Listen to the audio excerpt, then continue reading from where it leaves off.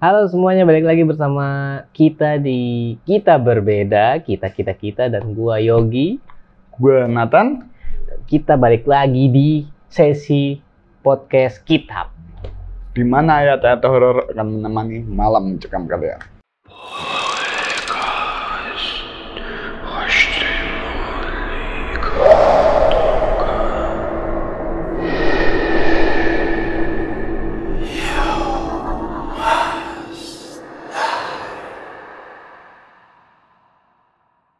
Ya guys, akhirnya gue bakal cerita lagi.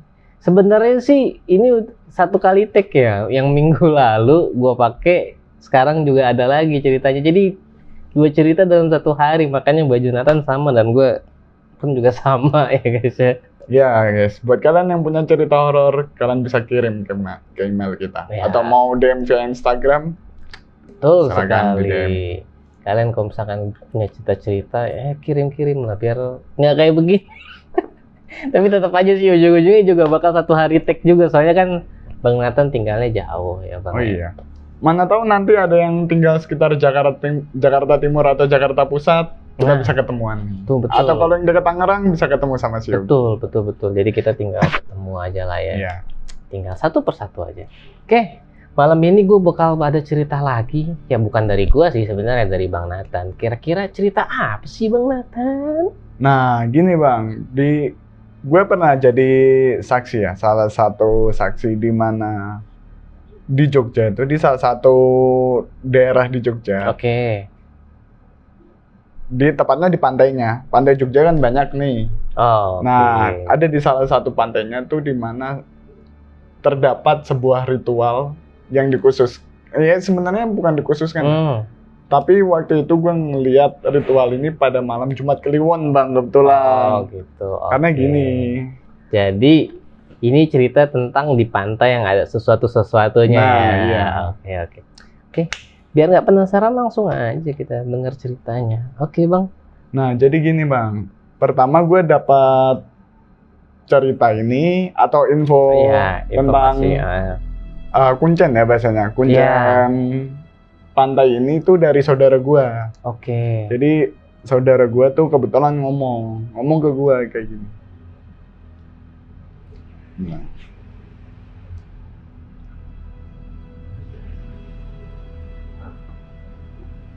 Masuk sini. Ada lagi lewat. Mantap guys, banyak motor giliran lagi recording. Jadi ceritanya gini Bang. Waktu gue ketemu saudara gue nih. Oke. Nah, saudara gue tuh ngomong kayak gini. Nah, di salah satu kuncen di Jogja, Oke. di salah satu daerah pantai di Jogja itu, Iya. kuncennya murid Eyang sendiri. Eyang itu yang dimaksud Eyang gue. Oh, Eyang, iya, Oke. kakek gue. Oh, jadi ada istilahnya ada dari keluarga gini ya ceritanya? Iya, Oke. jadi almarhum kakek gue nih punya murid. Beberapa muridnya tuh ada yang jadi kuncen, ada yang jadi kiai juga. Bukan kiai ya, maksudnya ustadz kampung tuh ada. Oh, oke. Ada yang jadi kuncen, ada yang jadi dukun, dan ya banyak lah. Nah, terus kata saudara gue, coba aja ke sana. Dulu Mas dimintain ini, minta ngambil sebilah keris di kuncen itu. Keris, oke. Iya, di kuncen itu. Nah, dari situ gue ngomong sama saudara gue Bang, gue bilang, serius Mas? Bang? Iya serius. Ya udahlah, ntar aku minta. Gue ngomong kayak gitu sama saudara gue nih. Oke. Udah minta aja Nat. Akhirnya gue ngepasin hari itu. Gue emang pengen datang tuh malam Jumat. Oke. Malam Jumat, cuman gue nggak kepikiran malam Jumat Kliwon waktu itu. Biasanya Kliwon tuh awal minggu tuh. Oh, jadi lu nggak tahu kalau itu tuh malam Jumat Kliwon? Nggak tahu. Itu pas gue datang. Pas gue kebetulan tahu tuh justru dari warga situ. Oh, yang Oke. Iya. Akhirnya gue datang, gue ke pantai itu dong. Gue jalan, gue tanya, gue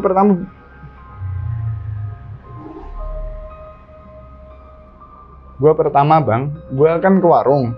Gue ke warung, gue nanya, Nanya sama yang punya warung, Bu, kenal Mbah ini enggak? Oke. Ada, waktu itu gue lupa bang, dan beliau tuh disebut siapa gitu. Cuman kata ibu warungnya, Mbah itu udah lama almarhum, yang gantiin anaknya. Oh, jadi Gitu. oke, jadi yang lu cari itu udah meninggal lah ya. Udah meninggal, yang Sudah gantiin berpulang, anaknya. jadi gantiin Betul. sekarang anaknya. Oke. Nah, bilang yang gantiin tuh sekarang anaknya. Oh. Nah, gue tanya dong, ini biasanya di mana? Bu, biasanya dia rumahnya di mana? Beliau rumahnya di mana? Oke. Si ibu tuh nanya, emangnya ada apa mas? Masnya pengen ikut ritual pesugihan? Wah, gue kaget dong, gue bilang, Datang-datang. enggak bu, bilangnya. Datang-datang tiba-tiba Iya, langsung. bilang kayak gitu. Kamu pesugihan? Kamu mau pesugihan? Nah, terus dibilang, biasanya biasanya orang yang kesana itu minta pesugihan mas. Oh, oke. Nah, terus dibilang kayak gini, pesugihannya manjur loh mas, walaupun nggak cepat, nggak langsung cepat datangnya. Iya. Ada proses. Nah, yang gua kaget lagi ya, dia ngomong kalau mau cepet di mbah satunya. Gua bilang, lah kok ini dikasih rekomendasi? Rekomendasi ternyata udah ada testimoninya itu Iya, guys. udah ada testimoninya. Tapi ibu itu sempat ngomong, jangan mas, beberapa yang ngikutin pesugihan nasibnya rada ngenes ya bahasa. Ngenes, ya. Iya, miris lah nasibnya. Iya, betul. Ada yang kata ibu itu ada yang meninggalnya kecelakaan. Ada yang meninggalnya rumahnya kebakaran. Iya. Dan yang anehnya ada yang meninggal tuh punya luka bakar padahal dia meninggalnya di kasur. Maksudnya rumahnya nggak lagi kebakaran, tapi meninggalnya dia seolah-olah kayak luka bakar gitu. Kayak ada luka bakar. Waduh, ada aneh-aneh aja ya. Iya, Emang bener betul. sih, emang pesugihan ya pasti jadi. Ya, ada dampaknya lah, ada Iya, timbal baliknya. Betul. Pasti ujung-ujungnya aneh-aneh pasti. Benar. Nggak mungkin kita nyuruh orang nggak kita bayar kan, apalagi nyuruh jin, pasti kan ada bayarannya. Ini orang yang tadi nih. Sengke nih. Iya, biasanya kan kalau ritual kayak gitu ada yang kita terima, ada juga yang harus kita beri kan. Betul ya, yang diberinya itu ya apa? Iya.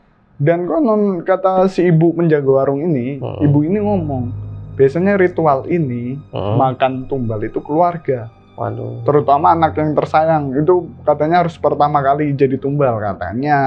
Cuman gue nggak tahu persis spesifikasinya. Iya. Terus gue bilang, enggak bu, saya bukan mau pesugihan. Oke. Nah, terus gue ngomong sama si ibunya. Saya cucunya yang Hardi. Oke, ini namanya disamarin ya guys ya. Ya, gue bilang, gue ngomong sama penjaga warungnya tuh, saya cucunya yang Hardi. Oke. Beliau sebelum wafat itu minta saya ngambil satu barang di kuncen ini. Iya. Barang apa mas? Bilang kayak gitu. Ada lah bu, diperintah. Oh ya udah, orangnya di sini. Ini nggak jauh, maksudnya masuk aja tuh. Pas gue ikutin saran dari ibunya tuh, gue masuk gapura kan. Di situ banyak penjagaan aparat bang, banyak juga warga yang sekitar situ tuh masih berkeliaran.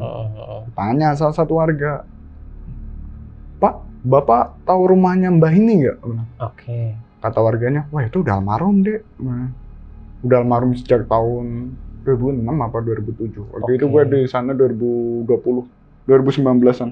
Oh, ya masih baru-baru banget lah. Nggak baru-baru banget juga sih. Nggak terlalu baru, 4 tahunan, 3 tahunan. Iya. Terus bilang, emang kenapa gini-gini? Ada urusan apa emang? Kenapa mau ketemu Mbah ini? Kamu mau minta pesugihan? Oh enggak pak, saya nggak mau minta pesugihan. Saya pengen ketemu murid dari almarhum kakek saya, dari almarhum yang saya. Saya diminta ngambil satu barang. Oke. Emang barang apaan? Emang barang apa, Dek? Ada, Pak. Saya juga nggak tahu namanya. Karena titipan doang ya? Saya nggak tahu wujudnya. Tapi katanya ini barang keris bilangnya. Oke, bentuknya kayak keris. Iya, bentuknya kayak keris. Terus yang bikin gua lucunya gini, Bang. Itu warga ngomong ke gua. Itu warga ngomong kayak gini. Kalau kamu cucu dari gurunya, gurunya Mbah ini, berarti kamu bisa dong. Menurun kan biasanya, Bang. Sangka lebih jago istilahnya gitu ya. Dikira nurun ilmunya ke gua. Gua bilang, wah enggak Pak, saya malah nggak bisa kayak gitu. Wah jangan bohong kamu.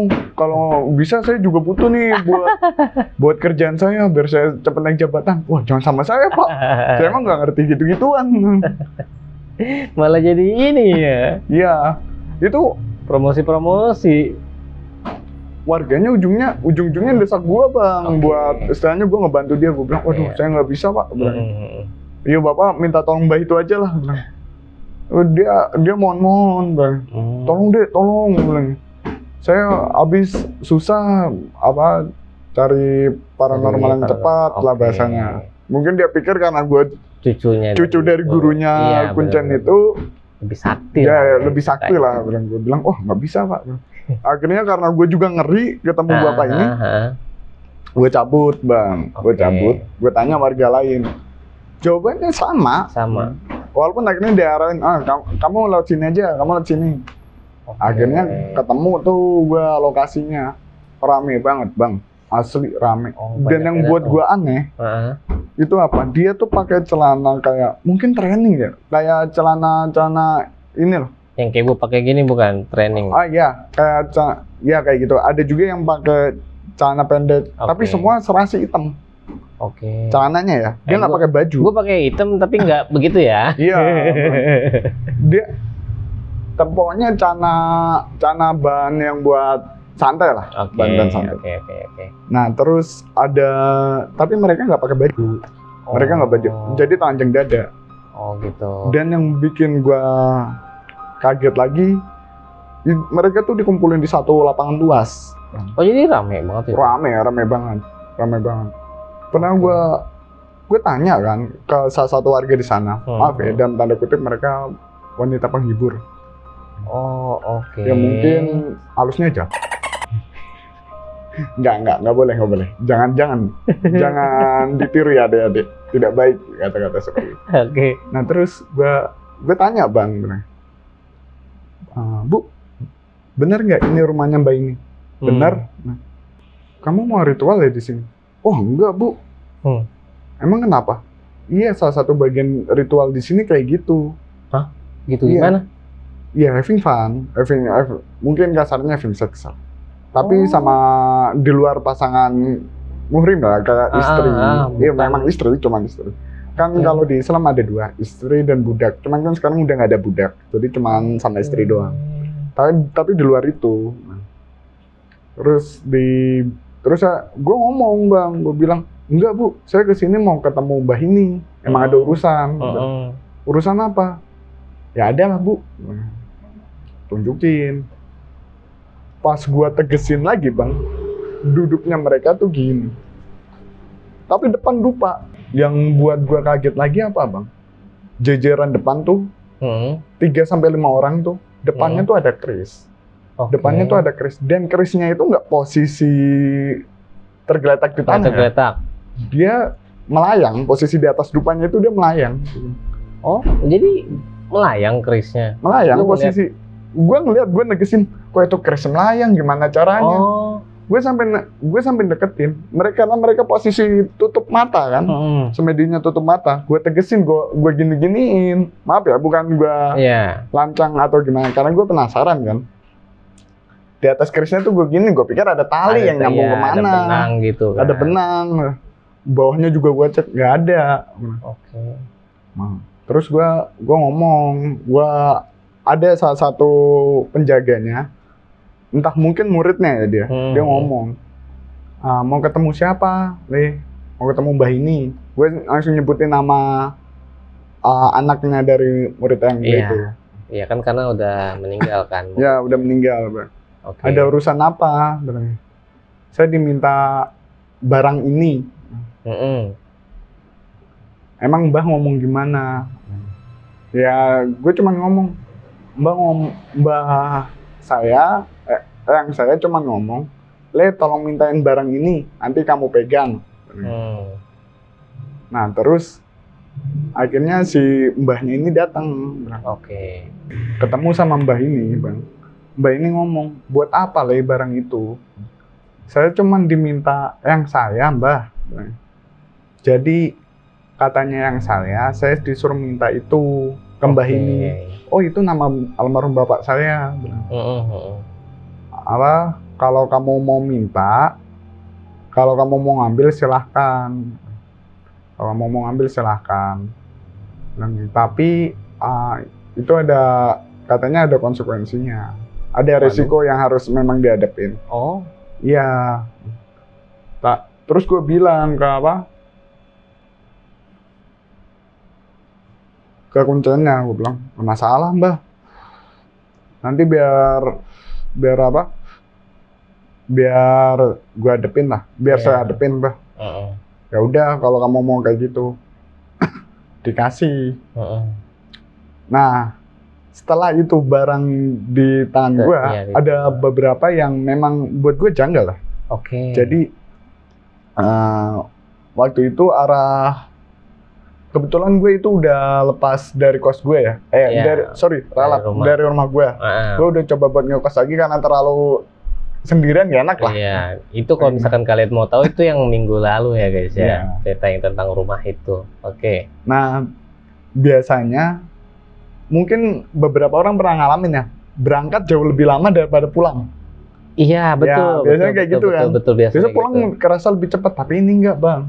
Gue estimasin mungkin sekitar 1,5 jam ya, termasuk. Itu pulang dari kampus? Apa dari sana? Dari pantai itu? Dari pantai itu. Oke. Dari pantai. Nah, tapi ini gue ngerasa laju motor gue tuh lambat, Bang. Gue pikir angin kan, kurang angin apa. Cuman kayaknya kalau kempes enggak. Kalau kempes kan kerasa. Oke. Iya. Terus setelah Gapura itu gue sempat ngelewatin ini ya, jembatan tuh. Oke, jadi ada jembatan gitu. Ada jembatan lokasinya di situ. Jadi di jembatan itu tuh ban motor gue tuh kerasa banget kurang anginnya, Bang. Oh, jadi kayak ya berat lah. Iya, berat banget. Apalagi itu tengah malam kan, maksudnya bahasanya bengkel mana yang buka. Iya, akhirnya gue paksain. Sampai ke kota itu masih bisa jalan. Untungnya masih bisa jalan. Nah, terus gue sempetin kan, gue lamain laju motor gue biar gue istilahnya bisa ketemu bengkel lah. Oh, oke. Ya, akhirnya untungnya itu ada yang buka di situ. Ada bengkel yang buka. Ya udah, gue bilang gue pengen tambah angin kan. Ya udah, gue tambah angin. Nah, terus setelah dari bengkel itu gue caw lagi lah. Langsung jalan lagi, lanjut lagi. Pas udah di kos itu aman, Bang. Aman. Iya, maksudnya belum ada gangguan. Nggak ada gangguan apa-apa ya. Ya, gangguan pertama tuh muncul ketika justru pas gue tidur. Justru pas pulang nggak ada, tapi pas tidurnya. Pas tidur, gue didatengin di mimpi gue didatengin 2 sosok. Satu badannya merah, satu badannya hijau. Oke. Kayak mungkin bahasanya buto ya. Kan kalau satu buto hijau, nah ini buto merah. Ya, serupa kayak gitu lah. Serupa, oke. Iya. Bilang, dia tuh ngomong di mimpi gua, bilang, Mas, kami minta makan. Biasanya kami dikasih makanan sama majikan kami. Oke, yang sebelumnya ya? Iya, sama majikan sebelumnya. Terus gue bilang, gue ngomong aja kalau gue nggak bisa ngasih makan. Udah jelas, karena perintah yang itu cuma ngambil lu bahasanya. Ya. Bapaknya kita pakai bahasa. Ya pakai bahasa sehari-hari. Gue bilang gue bukan melihara lu, tapi dia perintah yang buat ngambil. Nah, di situ sosok ini terus maksa gue buat ngasih sajen lah, ngasih makan ke dia. Terus gue bilang gak bisa, nggak mau gue. Pas gue bangun tuh, Bang, itu kerasa di badan gue tuh lebih berat ya. Dan kerasa kayak biasa orang bangun kan fresh ya, enak badannya. Tapi ini gue nggak, kerasa berat, ngantuk, tetap ngantuk. Terus akhirnya gue ngopi. Jadi kayak bawaannya kayak males gitu ya? Iya, bawaannya males ngapa-ngapain. Terus gue ngopi, gue ngerokok. Ya udah. Sampai satu hari itu nggak ada kejadian yang menurut gue janggal ya. Pas hari kedua, pas malam kedua sama malam ketiga tetap dimimpiin. Masih minta lah ya? Ya, masih minta. Terus di hari keempat ada teman kos gue yang lihat kebetulan. Jadi teman kos lu nih datang gitu ya, terus ngeliat gitu? Enggak, kebetulan dia ngelihat dari, jadi kan ada ya kayak ada tirai lah. Tirainya kebetulan gue ikat. Terus dia yang ngeliat keris ini. Keris ini dari katanya dia ngeliat dalam posisi tegak. Dia ngeliat dalam posisi tegak. Terus karena teman gue ini kan bahasanya klinik ya. Orang-orang klinik. Klinik tuh apa? Klinik tuh orang yang percaya kayak gitulah. Orang-orang yang lebih percaya dukun daripada mungkin dokter, daripada ustadz. Betul. Dia lebih suka lebih suka tentang hal mistis lah ya. Lebih suka hal mistis daripada rasional. Dia orang-orang yang cenderung mengutamakan pikiran mistisnya dia daripada dipikir secara logika. Terus dia ngomong sama gua, Bang. Dia ngomong kayak gini. Nah, itu di kamar ada keris, Bang. Terus gua ngomong kayak gini, nggak ada, Bang. Jangan bohong. Enggak, Bang, bilangnya. Emang kenapa? Enggak, kemarin malam gua ngeliat, kebetulan pas nggak ada lu. Mungkin lu lagi makan di luar. Terus bilangnya, iya gua ngeliat keris lu berdiri, di posisi berdiri dia. Tiba-tiba dia ngeliat sendiri. Dia berdiri. Gitu. Terus katanya dia kemungkinan dia kalau berdiri itu dia minta sesuatu, entah mungkin minta makan atau minta apa. Dia juga tahu ya? Iya, mungkin gue juga mikir dia mungkin tahu kayak gitu. Beda sama gue kan yang memang nggak dididik untuk kayak gitu. Iya. Nah terus gue bilang, iya Bang, ada. Bilang, wah kenapa nggak ngomong? Bang? Ya buat apa Bang ngomong? Terus dia ngomong kayak gini, keris lu boleh buat gue aja nggak? Terus gue tanya kan, emang lu bisa Bang ngerawatnya? Bilang, bisa. Gue kebetulan di rumah gue dia waktu itu ngomongnya masih sekitaran Jogja. Cuman rada jauh dia dari kos. Kebetulan gue di rumah melihara keris. Dia juga ada terbiasa melihara keris. Iya, terbiasa. Nah, kebetulan gue di rumah melihara keris. Gue bilang kayak gini. Ya udah Bang, kalau emang lu bisa ngerawat lu ambil. Lu yang ngomong tuh gitu. Iya, tapi gue nggak tanggung resiko nih kalau ada apa-apa. Terus ditanya, emang lu dapat keris itu dari mana? Dari mbah ini. Nah, yang bikin gue kaget lagi dia tahu orangnya. Mbah ini yang jaga kuncen di sini. Kuncen pantai itu. Iya, kuncen di pantai ini, Bang. Iya Bang. Kok lu tahu? Ya tahu lah, Bang. Ya logikanya orang nggak mungkin.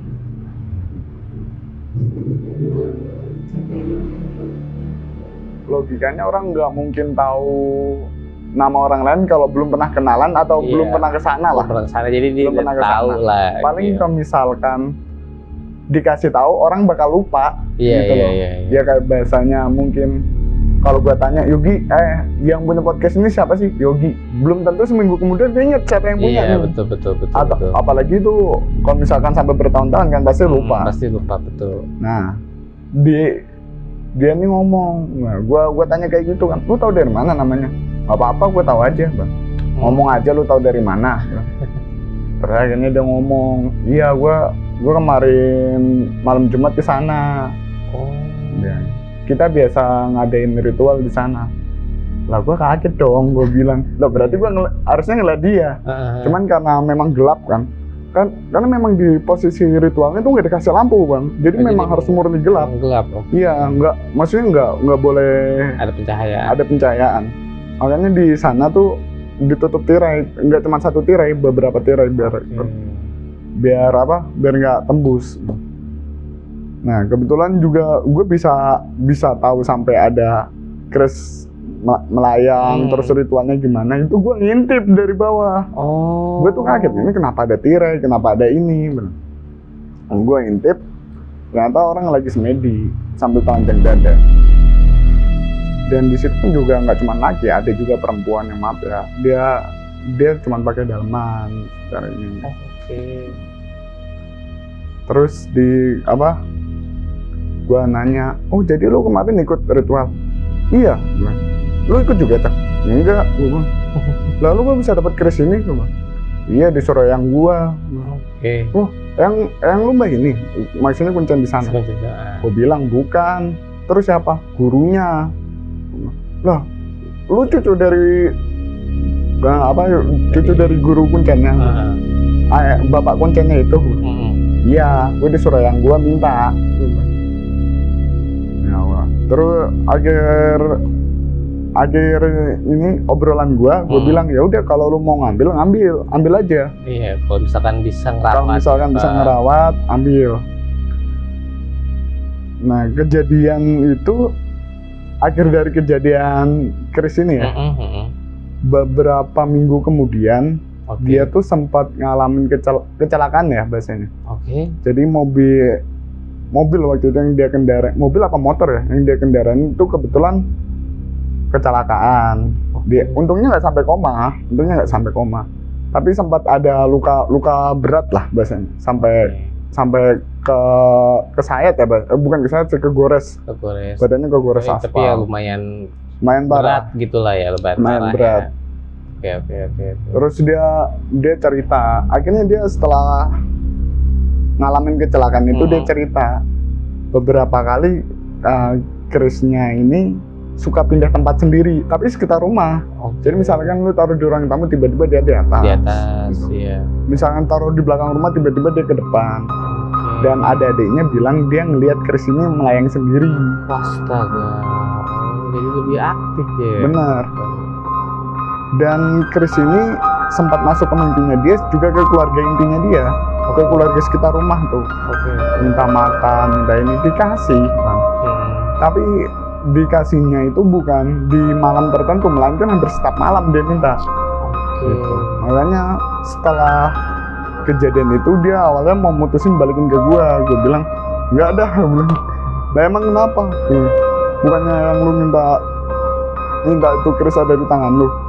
Ya, gue ngomong dengan entengnya, gue ngomong gini, daripada gue kejadian kayak lu, mending gak usah. Mending lu rawat aja lah sendiri gitu daripada gue kayak lu. Benar, jadi mungkin kalau bahasa pelajaran yang bisa diambil dari cerita gua, setiap akibat kan ada akibatnya. Setiap perbuatan ada akibatnya. Betul. Begitupun juga kalau ritual atau pesugihan. Kalaupun ada yang bilang pesugihan nggak pakai tumbal, ya tumbalnya diri sendiri. Iya, benar. Karena kan setiap manusia pasti menginginkan kematian yang damai lah bahasanya. Iya, pastilah. Kematian yang damai. Yang husnul khotimah. Iya, yang husnul khotimah. Dan kehidupan yang tenang lah. Iya, betul sekali. Tapi dari beberapa orang yang gue temuin di situ, banyak cerita ke gue kalau sebenarnya ritual yang dijalanin itu hanya sebatas pada permintaannya aja. Tapi dia akan mengambil sisi lain dari dirinya, semisal keluarga. Jadi ada pertumbalannya. Iya, semisal keluarga. Entah mungkin keluarganya nggak dibuat mati, tapi dibuat sakit-sakitan. Terus dibuat, ada yang gila. Ada yang kemudian dia pengen keluar dari ritual itu, rumahnya kebakaran, hartanya hilang, ludes. Jadi lebih parah lah ya. Iya, jadi lebih parah. Oke. Jadi ya begitu ya guys ya. Semua hal yang namanya instan itu nggak baik ya. Ingat, kerja keras itu tidak mematahkan hasilnya. Pasti ada aja. Pasti akan kalau misalkan yang namanya rezeki pasti akan datang. Jadi nggak usah lah pakai cara-cara seperti itu. Yang penting tawakal aja. Betul tuh, apalagi kalau sampai minta hal-hal kayak gitu, takutnya kalau ujungnya yang jadi tumbal keluarga kan yang nyesek kita juga. Iya, Terlebih katanya penumbalan keluarga itu ada beberapa orang yang memang nggak dijelasin di awal. Oh, jadi tiba-tiba? Iya, jadi tiba-tiba ada yang anaknya mati, ada yang, jadi step by step dijelasin sama kuncennya. Ya, begitulah ya guys ya. Makanya janganlah kalian bersekutu dengan jin seperti kayak gitu. Jangan ada ya pengen pesugihan lah apa segala, tetap aja lah kerja keras. Pokoknya tuh kerja keras akan membuahkan hasil kalau misalkan kalian tuh dibantu dengan berdoa juga ya. Nah, pastilah walaupun emang kadang susah rezeki ya, tapi mau gimana, semua kan udah ada ketetapannya ya, betul kan? Apalagi kalau buat mereka yang suka ngelakuin pesugihan itu, yang harus menumbalkan keluarga kan sayang. Iya, betul. Maksudnya kayak kepala keluarga berusaha untuk menjadi kaya kan juga demi anak-anaknya. Iya, betul. Kalau dia kaya sendiri, dia nggak punya anak kan buat apa kaya? Iya, gitu. betul. Jadi kayak apa ya? Kayak kita kan nggak ada yang tahu yang namanya jin gitu kan. Iya, betul. Kita nggak ada yang tahu kalau misalkan tiba-tiba dia ingkar sama janji, ya namanya juga jin ya. Kita kan, iya benar. Misalkan dia ngomong dari awal nggak ada tumbal nyawa misalkan, tapi tiba-tiba ada, ya kita nggak bisa berwenang apa-apa. Apalagi dia sudah makan korban, pasti akan lebih kuat gitu kan. Benar. Apalagi kalau jin itu kan memang sifatnya penuh tipu daya, Bang. Ya, itu dia. Iya. Itu dia. Dia nggak akan menghasut di awal. Betul, dia pasti, betul. maksudnya dia nggak akan menjelaskan jelek-jeleknya di awal. Ya, betul. Kasihnya manis, pasti dikasihnya manis. Begitu kita udah dapat manisnya, kita diminta betul. sesuatu dari diri kita. Yang nggak mungkin gitu, yang tiba-tiba yang berat gitu kan. Ya, makanya yang penting kerja keras aja lah. Biarin lah mau gimana pun juga, yang penting halal ya kan. Betul. Gitu dia. Pokoknya dari poin-poin di sini yang udah dijelasin sama gue sama Nathan ya, kalian janganlah yang ada namanya pesugihan ya. Kalaupun ada ya sudah dijauhin aja. Iya betul. Jangan diikut-ikutan. Iya. Nah biasanya orang tuh ikut-ikutan dari circle pertemanan, Bang. Iya. Makanya buat kalian yang mungkin punya teman yang kalian curigai ikut pesugihan, lebih baik jauhin. Betul, betul. Ya kalau misalkan lebih baik tanya juga sih, siapa tahu dia cuman trading doang tiba-tiba dibilang pesugihan.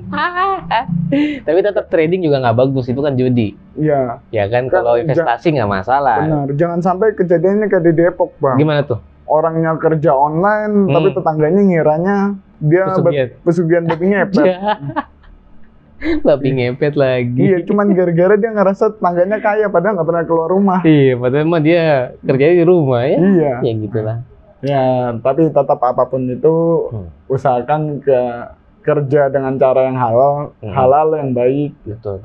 Supaya nanti hasilnya juga bisa dinikmatin, Bang. Betul. Karena yang instan itu biasanya jatuhnya juga instan, cepat, lebih cepat daripada yang berproses. Setuju, betul. Jadi emang selalu ada proses, sama kayak gue bikin YouTube ini. Iya, benar. Kita semuanya pelan-pelan ya, oke? Oke guys, terima kasih sudah mau mendengarkan cerita gue. Apalagi sebenarnya bukan gue sih yang cerita, Bang Nathan yang cerita sebenarnya. Terima kasih. Pokoknya terima kasih ya gitulah pokoknya. Next gue nggak tahu ya gue bakal ada cerita apa lagi, tapi kalian pasti harus menunggu. Gue nyuruh dong.